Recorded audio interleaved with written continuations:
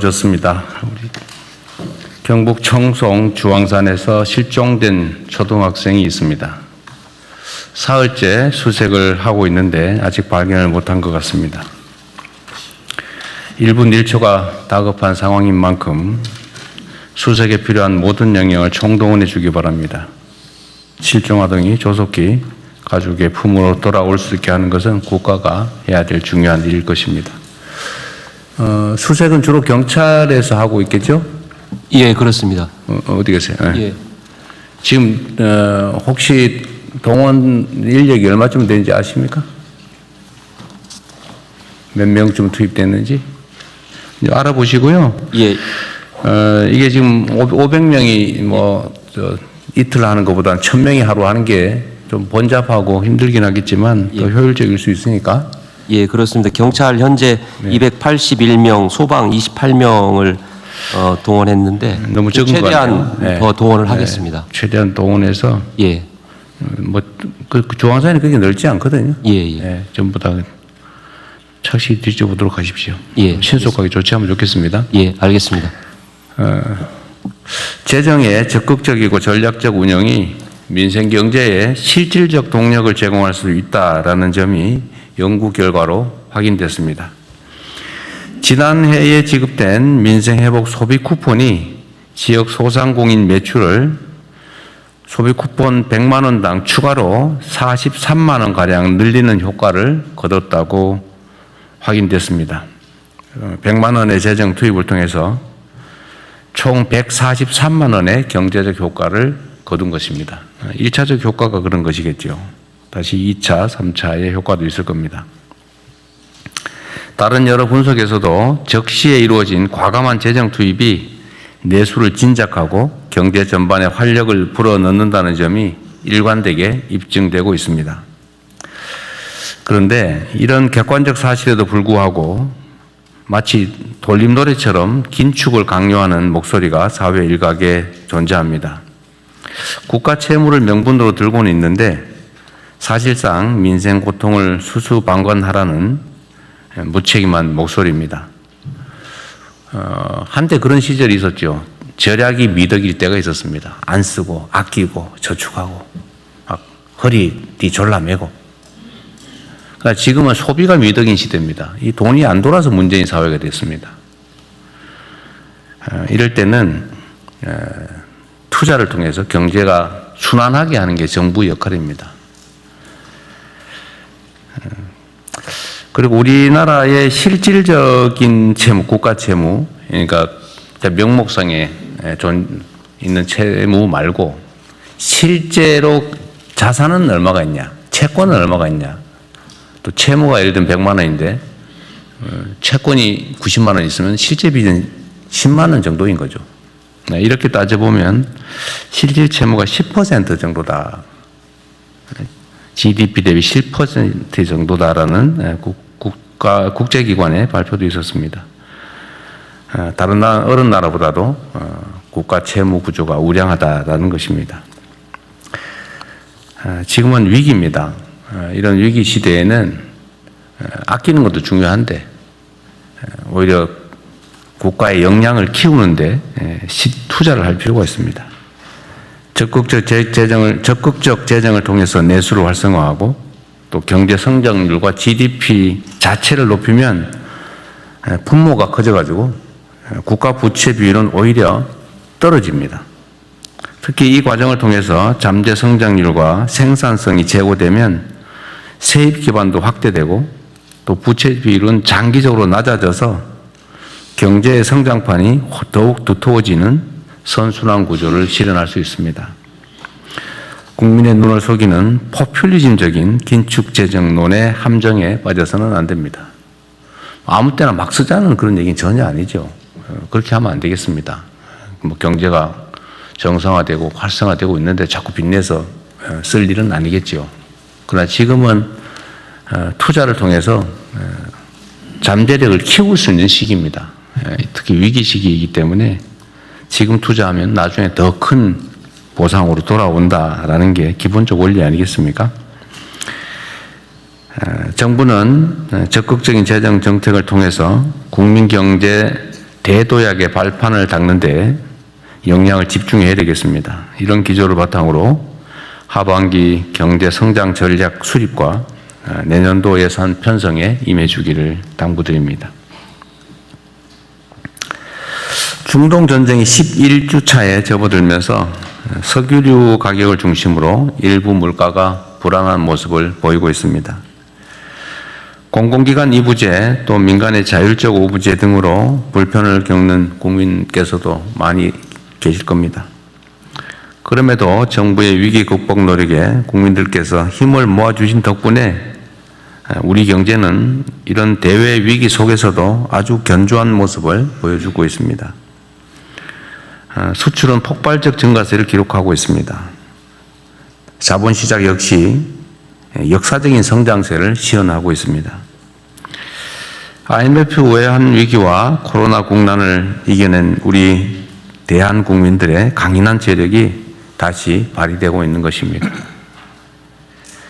아직 전쟁의 출구가 보이지 않고 전쟁 이후에도 위기는 계속될 것입니다. 정부는 국민 경제에 대한 충격 완화와 함께 전쟁 이후 산업경제 질서 재편에 선제적으로 대응하겠습니다. 민생안전 방안도 다각도로 추진할 것입니다. 지금까지처럼 정부를 믿고 위기 극복 방안에 적극 참여해 주시기를 부탁드립니다. 우리 국민들의 삶의 실질적 개선이 국가의 책임입니다.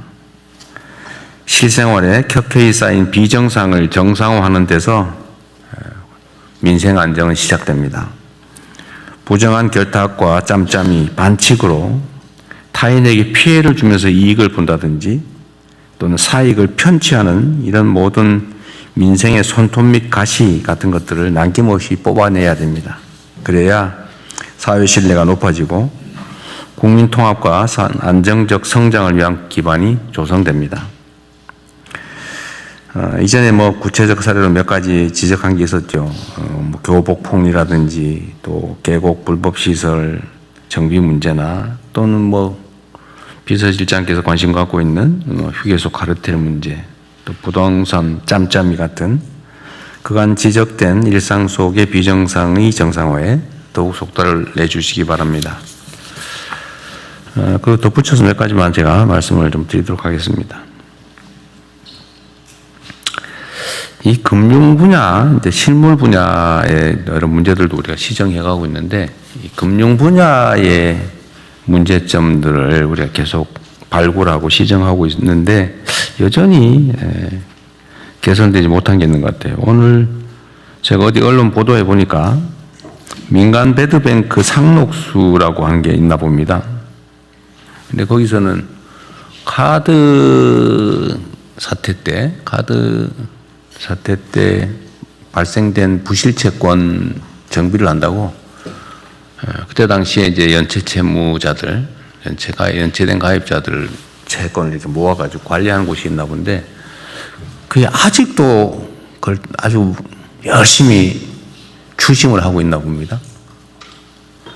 카드 사태 때 카드 회사 금융기관들이 다 정부 세금으로 도움받지 않았나요? 근데 그 원인이 됐던 우리 국민들의 연체채권을 악착같이 참 열심히 지금도 추심하고 연간 수십조 원씩의 영업이익을 내면서도 그 몇십억, 몇백억 이렇게 몇백억도 아니고 백몇십억 이렇게 배당을 받고 있나 보던데 그거 금융위원회 소관인가요? 네. 그거 파악하고 있었어요? 네. 좀 이따 한번 얘기 한번 해주세요. 네. 그 대책이 뭔지 네. 파악하고 있다니까 다행인데 혹시 모르고 있나 싶어가지고 내가 한번 오늘 국무회의 방에 올려봤었습니다. 어쨌든 대안을 한번 들어보기로 하고요. 그리고 또 덧붙여서 이게 이런 기사도 있던데 50만 원 대출해주고 9일 만에 80만 원 상품권으로 받더라. 이거 명백하게 이자 제한법 위반이죠. 우리 법무장관이 맞죠? 이게 돈으로 안 갚고 물건으로 또는 대체 상품으로 갚는다고 대부업법 적용이 안 되는 게 아니죠. 네, 그렇습니다. 네. 이거 무효인데다가 처벌될 사안이죠, 이거. 네. 원금 안 갚아도 되죠.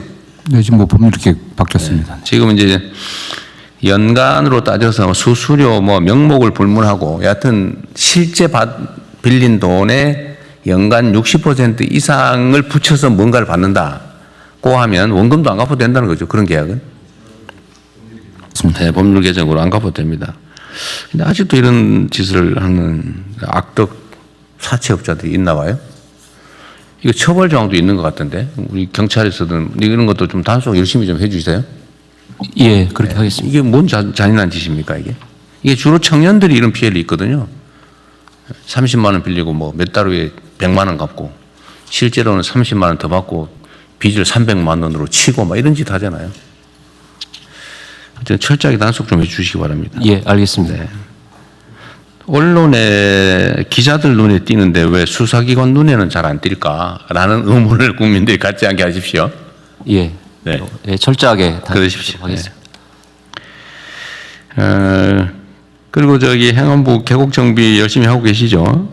네. 네, 오늘 저 보고서에 보니까 4월 30일 기준으로 발각된 불법 시설 뭐 부당 용도 변경 사례가 72,650건입니다. 네, 72,640인가 그렇습니다. 그것도 아직 다 끝나질 않았어요. 안 끝났고. 예, 더 마저 지금 한 70만 건 정도의 그 항공 자료가 네. 아직 남아 있는데요. 내대로 뒤지면 한 10만 건은 넘어가겠죠.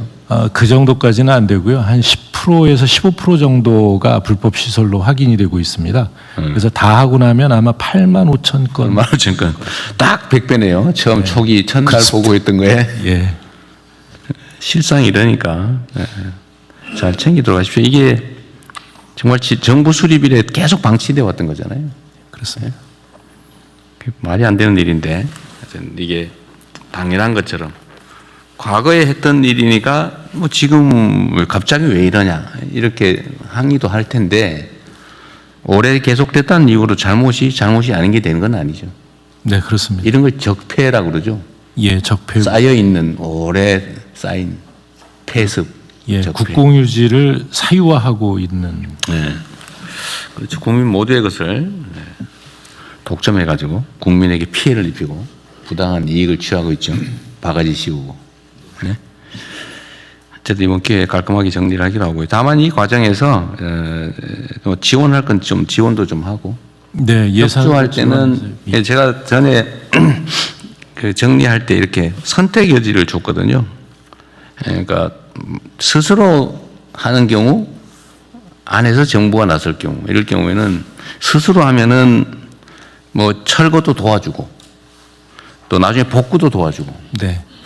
또 재기할 수 있는 금융 지원도 해주고 예를 들면 주변에 편의 시설을 갖춰주거나 공공 시설을 갖춰주고 주차장이나 뭐 아니면 탐방로 또 계단 뭐 이런 화장실 이런 공공 시설도 갖춰주고 네. 다 지원해주고 형사처벌도 안 하고 이렇게 하는데 만약에 버틴다고 하면 강제 철거를 당연히 하고 철거 비용도 물리고 형사처벌도 하고 지원도 없고 뭐 금융과 같은 시설 협조도 없다. 둘 중에 좀 선택해서 하게 하면 되게 다 스스로 하더라고요. 네. 어쨌든 그걸 일일이 다 정부 공권력을 동원해 가지고 막 철거하고 할 수 없으니까 스스로 할 수 있게 하고요. 제가 언제 얘기 한번 했는 것 같은데 어느 지역에는 보니까 그 사실 공공이 해야 될 공공시설에 준하는 거를 민간인들이 돈을 내 가지고 만든 게 있더라고요. 예, 그런 게 있어요. 어디 경북 어디에 그런 게 있던데 보니까. 네네. 근데 그게 어민들이 무슨 어업 활동을 하기 위해서 필요한 기반 시설인데 예, 예. 그걸 개인이 돈을 내게 해서 했으면은 그걸 공공이 돈을 내고 좀 뭔가 합법화해주고 할 생각을 해야지. 대통령이 시켰다 그러면서 그걸 철거하겠다고 해요. 너 난리가 난 모양이에요. 예. 그 잘못된 접근한 것을 그렇게 하면 안 되죠. 네네. 공공이 책임을 져야지. 책임을. 공공이 시설을 해줘야 됩니다. 그럼 권한을 가지고 있으면 책임을 져야지. 그 원래 공공이 돈 들여서 해야 될 일을 민간에게 대신 시켜놓고 이제는 대통령이 시켜서 불법이니까 무조건 철거해라. 그게 무책임의 극치죠. 네. 그런 일이 벌어지지 않게. 네. 알겠습니다. 완전 사익을 위해서 악용하는 거라면 그게 철거하는 게 맞지만 이렇게 모두를 위한 공공시설 국가가 해야 될 일을 민간인들이 대신한 거를 부셔버리겠다. 이게 뭔 짓입니까? 행패지 이게. 다만 이 개인들이 설치하다 보니까 홍수에 취약한 시설 뭐 그런 건 보완을 해야 되겠죠. 보완해서 근데 하도록. 제가 지적하는 거는 정부가 권한을 행사하면 권한에 상응하는 책임을 져야 된다는 거예요. 근데 이거를 불법이니까 무조건 철거. 그 대통령이 시켰으니까 너네 부셔버리겠다. 이래가지고 지금 내용이 약간 저항하는 거 아닌가 하는 생각도 좀 들던데. 하여튼 그런 합리적인 기준을 잘 만들어서 처리하도록 하시고요. 네. 그리고 어떤 일종의 그 예외를 만들어야 되는데 형식적으로는 법률에 위반되는 거잖아요. 그러니까 그런 경우는 어떻게 조치할 것인지를 일사에 맡겨놓으면 판단을 할 수가 없어요. 자기 책임 문제가 불분명하기 때문에. 그래서 이런 거는 정부 차원에서 무슨 위원회 같은 거 하나 만들든지 해서 판단을 해 주세요. 이거는 그냥 놔두세요. 이거는 이렇게 합법화를 해 주세요. 원래 있는 불법 시설을 합법으로 전환하는 건 원칙적으로 안 되거든요. 네. 그러나 이런 건 필요한 경우는 뭐 일부 지원 보조를 하고 소유권을 포기시키고 정부가 취득한 다음에 거기다 일부 보완 시설을 하고 하면 돼요. 포기각서 받고. 네. 네. 어쨌든 그런 방식으로 가능한 방안을 좀 찾아보십시오. 예, 알겠습니다. 여름에 그 핵낙찰 오기 전에 좀 우리 국민들께서 여름을 보내기에 불편하지 않도록 중요도에 따라서 급한 데부터 먼저 하도록 하십시오. 네, 알겠습니다. 네, 이상입니다. 아, 그리고 저 금융위원회는 한번 아까 그 얘기 한번 해보세요. 네. 그 어떻게 예. 이제 우리 정부 들어서서 말씀하신 대로 이렇게 금융기관이 오랫동안 보유하고 있는 장기 연체 채권 이거 한 번에 정리하기 위해서 저희들이 세도약 기금 지금 만들어서 네. 예, 재기 지원하고 계속해서 매입하고 있거든요. 그래서 이제 금융기관 간의 자발적인 협약을 통해서 저희들이 하고 있고요. 지금 2,753개 중에 2,736개, 99.4%가 협약에 가입해서 지금 채권 매입하고 그다음에 추심 중단시키고 소각하고 이렇게 하고 있습니다. 개별 금융기관이 아닌 이런 유동화 전문 회사라는 금융기관들이 출자해서 만든 이 회사가 있는데 여기 말씀하신 대로 카드 대란 사태 때 그때 만든 거였는데 저희들이 인지를 하고 계속해서 여기도 들어와라. 계속해서 협조 요청을 하고 공문까지 발송을 하고 그다음에 저희들이 이거 이렇게 했다고 일부 언론 같은 경우는 협박 강요한다고 비판 기사까지 날 정도로 억지로 하면 또 나중에 저 직권남용이니 뭐니 또 시끄러워질 수도 있겠네요. 네, 그래서 저희들이 해명 자료 내고 이건 효율을 바탕으로 하는 거다 이렇게 했는데요. 근데 이제 이유는 이게 여러 기관들이 모여서 만든 주식회사다 보니까 주주 전체의 동의를 받아야 된다는 표면적인 이유인데 암만 해도 이익이 뒤에 자리 잡은 그런 측면이 있어서 소극적이어서 저희들이 이제는 그 기구에 아예 주주들, 주인들 아예 별도로 만나서 접촉을 해서 동의를 구해보는 방법. 그거를 네. 그러니까 억지로 할 수는 없죠. 그 뭐 개인 일종의 사유 재산인데 억지로 할 수는 없는데 그게 예를 들면 그 금융이 원래 좀 잔인하긴 하죠. 뭐 돈놀이하는 본질이 돈놀이니까 그죠. 그 잔인하긴 한데 그래도 이 정도가 있죠. 정도가 그 기업들이 요즘 도덕 경영, 윤리 경영 한다고 뭐 ESG니 뭐 이런 걸 사실은 펀드들이 투자에 참고하기까지 하지 않습니까? 그러니까 이거 뭐 억지로 할 수는 없지만 필요하면 이건 결국 법이란 국민적 합의인데 나는 그 카드 사태가 지금 몇 년이에요? 한 20, 30년 지나지 않았나? 네, 2002년, 2003년입니다. 20몇 년 지났어요? 근데 그때 당시 아까 말씀드렸지만 그 카드 회사든 무슨 뭐 이 회사들은 다 정부의 돈 지원 다 받았잖아요. 여러 가지 뭐 지원도 네, 받았죠. 지원 받았잖아요. 근데 그때 그 원인이 된 카드 이용자들 중에 연체된 사람들은 지금까지 지금 20년이 넘도록 이자가 늘어가지고 뭐 몇천만 원이 몇 억이 됐다고 그러더라고요. 그 사람 어떻게 살아라는 거예요? 그게 법률적으로 예를 들면 법률이나 국민적 합의인데 이게 국민 정서로 그거 뭐 죽을 때까지 막 10배, 20배 늘어나서 막 끝때까지 다 정말 집안에 콩나물 한 개 팔아서라도 다 갚아야 된다. 끝까지. 이게 국민적 도덕 감정이 맞냐. 필요하면 입법을 해서라도 좀 해결 방안을 찾아보십시오. 아니, 법이라는 게 국민적 합의 아닙니까? 그리고 특히 이거는 이 사채업자도 아니고 금융기관들은 정부의 발권력을 사실 이용해서 영업하는 측면도 있고 면허나 인가제도를 통해서 다른 사람들이 영업 못하게 제한해가지고 혜택을 보는 측면이 있잖아요. 그러면 공적 규제나 공적 부담도 해야지. 혜택은 누리면서 부담은 아예 끝까지 하나도 안 하겠다. 이런 태도 옳지 않은 것 같아요. 억지로는 못 하겠지만 필요한 뭔가 가능한 대안이 있는지 한번 검토해 보십시오. 네네. 이거 억지로 시키면 또 뭐 나중에 시끄러울 것 같아요. 그래서 저기 하지 말고. 말씀하신 주지 마세요. 일부 지금 기관들 중에 하나는 자기들이 먼저 자기들이 그걸 매각하겠다. 넘겨서 지금 보도자료 낸 것도 있고요. 그다음에 세도약 기금 자체가 일종의 사회적 합의였습니다. 7년 이상 이렇게 장기 연체된 거를 가지고 있어봐야 결국 그 사람들 괴롭히기만 하고 사회적으로 정상 경제 생활도 못하고 네. 이번에 한번 정리를 해서 다시 재기 기회를 주는 게 우리 경제 사회로 해서 바람직하다. 이런 사회적 합의가 있었기 때문에 금융기관들도 다 참여하고 이렇게 굴러가는 거고요. 아마 이 부분 같은 경우는 제가 보니까 아마 기본 주주들은 개별적으로 물으면 다 참여를 할 겁니다. 하여간 이 부분 같은 경우도 저희들이 해결하도록 다양한 방안을 좀 강구해 보도록 하겠습니다. 여튼 네, 이후 회의는 국무총리께서 진행해 주시겠습니다.